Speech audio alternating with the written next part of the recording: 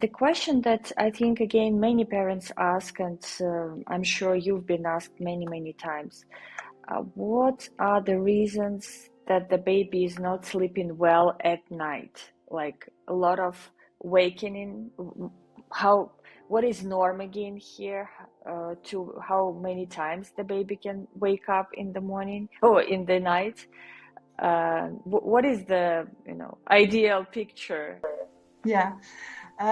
Again, huge variation. I cannot give you a certain number.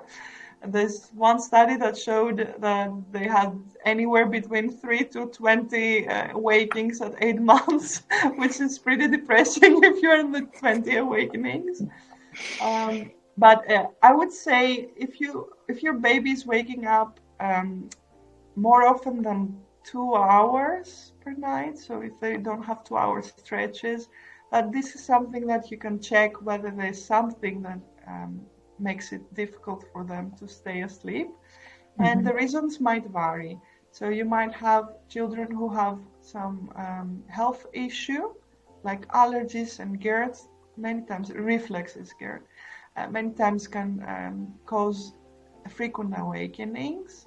You can have then breastfeeding problems. Maybe they're not taking in a whole good quantity of milk. So if they're not latching very well, if they have a tongue tie, you would look into things like that. And you want to resolve those issues and see what happens. Also, babies who are bottle fed can have similar issues, like not sucking effectively from the bottle. You can look into teething, any sleep regressions or developmental stages that they are going through.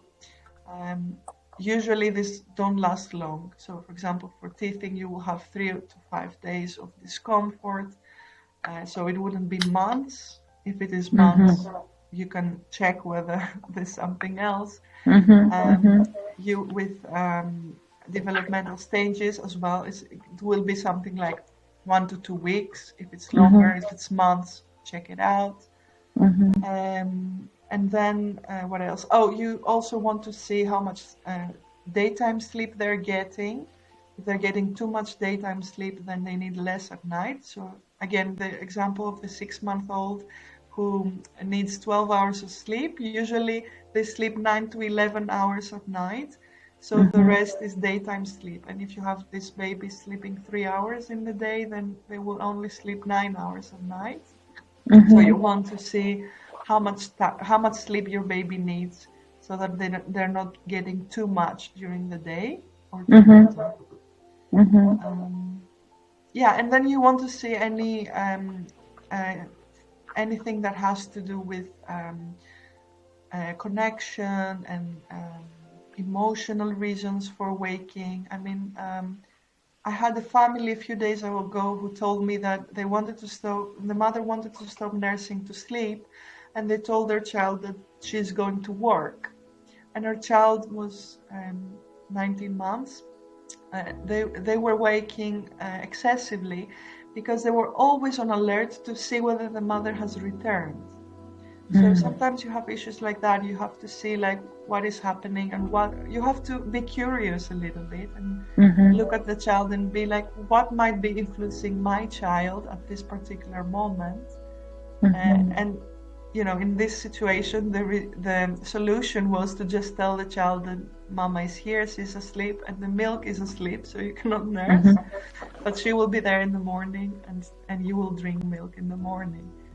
And this looks like it's something that gives him some rest, that mama is here, but it's just I'm with papa now. Okay, I use this trick as well, like at night when I was trying to eliminate the number of breastfeedings at night.